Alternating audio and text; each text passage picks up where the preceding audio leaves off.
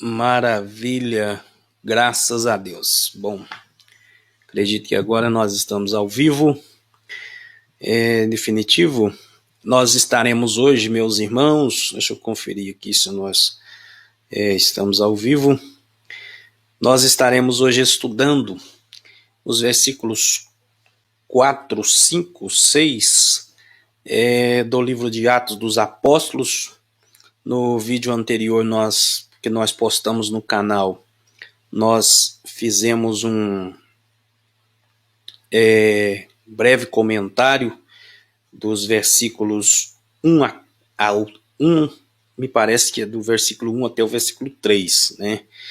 E hoje nós estaremos comentando do versículo 4 em diante, conferindo aqui se nós estamos ao vivo realmente. Do versículo 4 em diante. Isso, graças a Deus, estamos ao vivo sim. Meus irmãos, com muita alegria que nós estamos iniciando esse projeto aqui.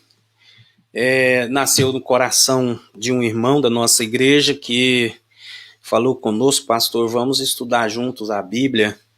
E atendendo esse pedido desse irmão, nós estamos iniciando esse trabalho onde nós estaremos estudando a Bíblia juntamente com os nossos irmãos em Cristo. E nós decidimos iniciar o nosso estudo com o livro de Atos dos Apóstolos. Louvado seja Deus! Esse livro, cuja autoria ela é dada ao médico Lucas, né, chamado Dr. Lucas, a quem Paulo nutria um carinho muito especial por ele, porque quando Paulo vai se referir a Lucas e escrever, ele chama ele de médico amado. Então, a gente percebe que Lucas e Paulo nutriam um carinho muito especial um pelo outro.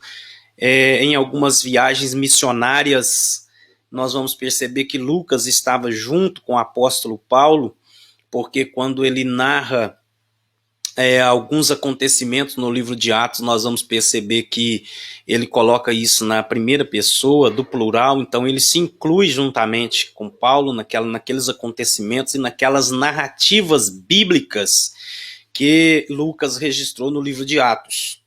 Então, essa nomenclatura, nós fazendo aqui um resumo daquilo que nós falamos no primeiro vídeo que nós colocamos aqui no canal, essa nomenclatura Atos dos Apóstolos, ela surgiu no segundo século, né? Inicialmente o livro ele não possuía um nome definido, um título definido, mas esse nome ele acabou recebendo esse nome devido os apóstolos serem mencionados no princípio do livro.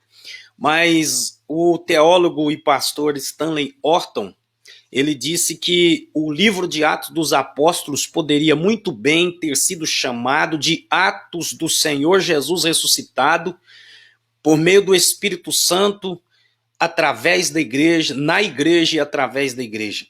Porque o que nós vamos ver na narrativa de Lucas, no livro de Atos, é a ação do Espírito Santo, é o trabalhar do Espírito Santo, é o mover do Espírito Santo na igreja e também através da igreja. Então, os apóstolos foram usados por Deus, assim como muitos outros, né, que não eram considerados daquele grupo dos 12 apóstolos, mas que no decorrer da trajetória cristã eles se converteram, começaram a fazer parte da igreja. Exemplo de Estevão, que foi um homem escolhido para ser um diácono da igreja, mas foi usado tremendamente por Deus e se tornou o primeiro mártir da igreja, porque ensinava a palavra de Deus com sabedoria, e eles não podiam resistir ao espírito e à sabedoria com que Estevão falavam, e acabaram levantando uma perseguição contra ele, e ele se tornou o primeiro mártir da igreja. Bom, de um breve resumo aqui, nós comentamos os versículos 1 até o versículo 3, do versículo 1 até o versículo 3, e fizemos um comentário de que o Senhor Jesus não seria assunto aos céus sem antes ter dado mandamentos pelo Espírito Santo aos apóstolos que ele escolhera. Então, o Senhor Jesus antes da sua ascensão, ele reúne os discípulos, ele aparece aos discípulos, ele come com os discípulos, ele se apresenta em muitas ocasiões diferentes, dando provas infalíveis de que ele estava vivo, dando provas infalíveis de que ele havia ressuscitado.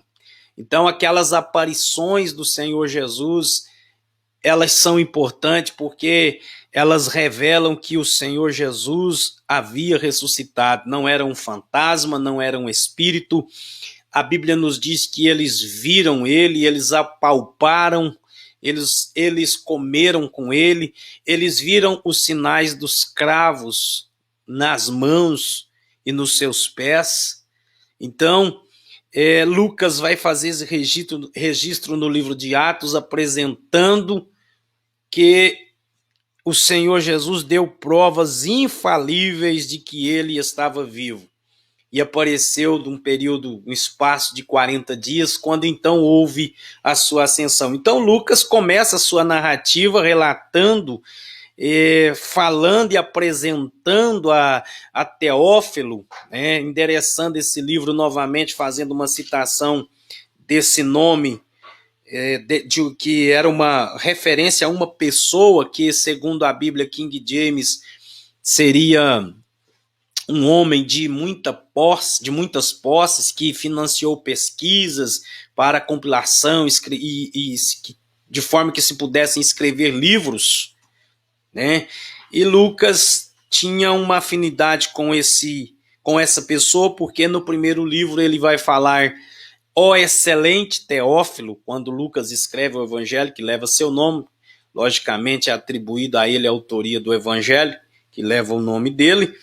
Mas quando ele faz a narrativa de Lucas, ele diz: fiz o primeiro tratado, ó Teófilo, acerca de tudo quanto Jesus começou a fazer e a ensinar. Então aquela palavra excelente, ela é retirada na narrativa de Atos, e a gente vai perceber que o Lucas agora já tem uma afinidade, uma proximidade ainda maior com essa pessoa, com esse homem chamado Teófilo.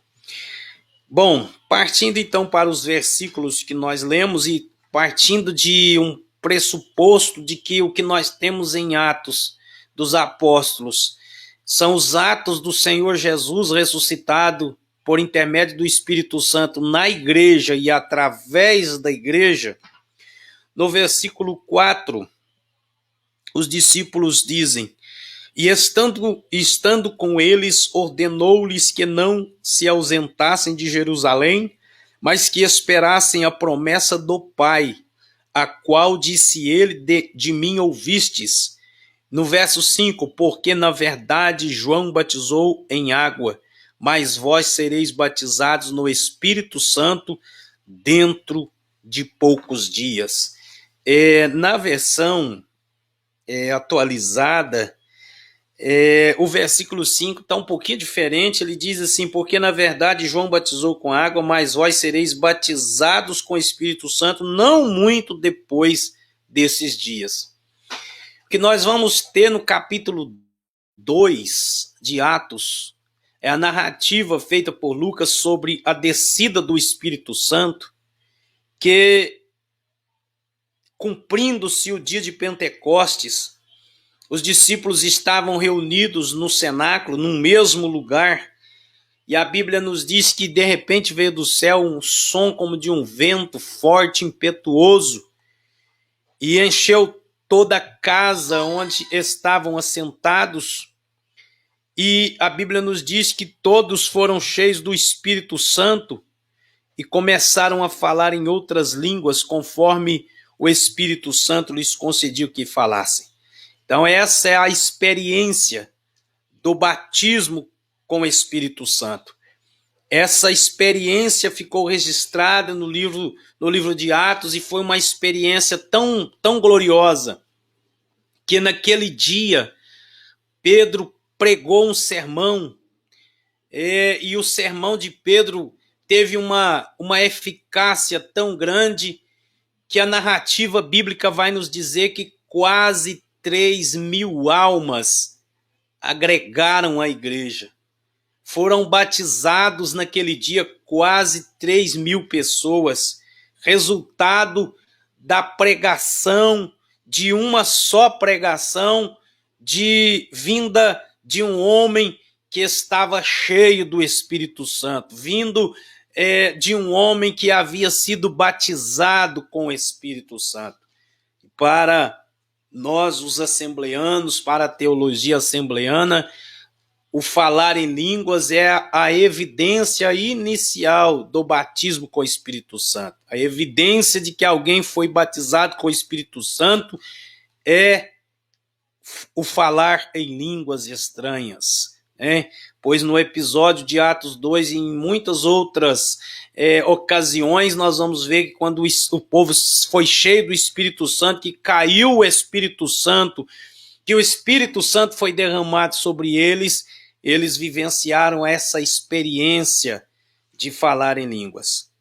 E quando Jesus, pouco antes da sua ascensão, Jesus estava com eles e ele deu para eles uma ordem dizendo para eles não se ausentarem de Jerusalém, mas que esperassem a promessa do Pai, da qual disse ele: de mim ouvistes. Porque, na verdade, João batizou com água, mas vós sereis batizados com o Espírito Santo, não muito depois desses dias.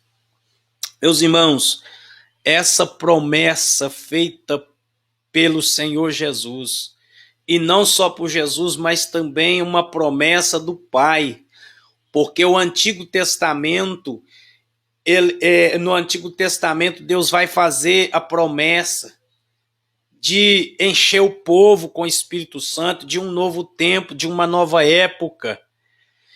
E percebam, meus queridos e amados irmãos, que quando Pedro, depois daquela experiência que eles vivenciaram no dia de Pentecostes, quando Pedro ele vai pregar sua mensagem, ele vai atribuir aquele acontecimento como cumprimento de uma profecia que estava registrada no livro do profeta Joel. Pois no seu sermão, Pedro, ele disse: estes homens não estão embriagados como vós vindes pensando, mas isto é o que foi dito pelo profeta Joel. Nos últimos dias, diz Deus, derramarei do meu espírito sobre toda a carne, e os vossos filhos e as vossas filhas profetizarão, e os vossos jovens terão visões, e os vossos velhos sonharão sonhos, e até sobre os meus servos e as minhas servas naquele dia derramarei o meu espírito. Então, a experiência que os discípulos vivenciaram naquele dia, no dia de Pentecostes, foi o cumprimento de uma promessa de Deus. O próprio Senhor Jesus Cristo, durante o seu ministério, nos seus ensinos, pois ele não só fazia, mas também ensinava, é isso que Lucas registra no versículo 1 do livro de Atos: fiz o primeiro tratado, ó Teófilo, relatando todas as coisas que Jesus começou a fazer e a ensinar. Isso nos mostra que o ministério de Jesus é marcado não só por aquilo que ele ensinava, mas também pelo que ele fazia, e não só pelo que ele fazia, mas também por aquilo que ele ensinava. E nós vamos ter no Antigo Testamento a vida do povo de Deus, a vida com Deus sendo marcada por promessas. Desde o jardim do Éden, desde a queda, quando o homem infelizmente interrompeu aquela experiência de ter e de vivenciar na presença santa de Deus, de viver em comunhão com Deus, mas uma vez que o homem desobedeceu, a desobediência, o pecado interrompeu aquela experiência que o homem vivia de desfrutar continuamente da presença divina.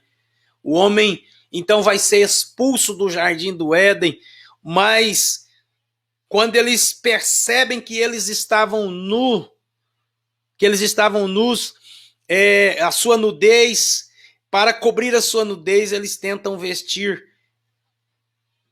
com peles, cozeram folhas de figueira e tentaram se vestir com aquelas folhas. Então a Bíblia nos diz que Deus os vestiu com peles de um animal. Ali Deus está prefigurando, a redenção é figurada na morte daquele animal que foi morto, que foi sacrificado inocentemente para que o homem fosse coberto da sua nudez.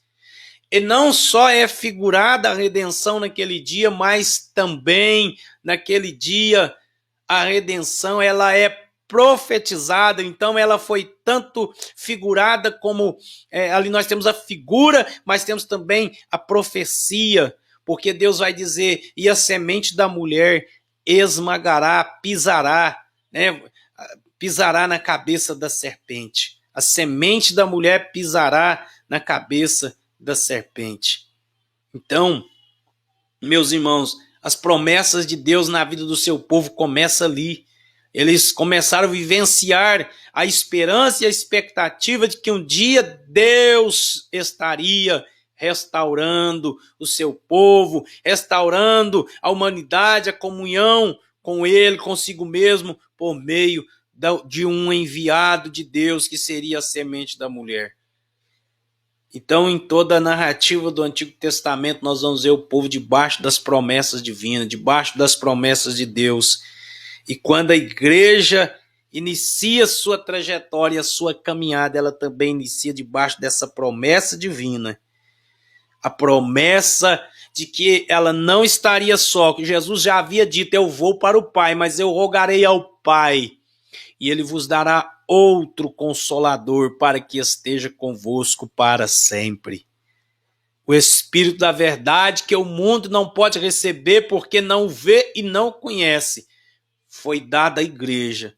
O Espírito Santo foi enviado para estar com a igreja para sempre. Já se passaram quase 2000 anos desta experiência que os discípulos vivenciaram, e o Espírito Santo continua com a igreja, continua em nosso meio. Então, não vamos deixar de lado, deixar de vivenciar e louvar a Deus e exaltar a Deus e vivenciar a experiência de sabermos que o Espírito Santo continua trabalhando e agindo no meio do seu povo. Que Deus abençoe, em nome de Jesus.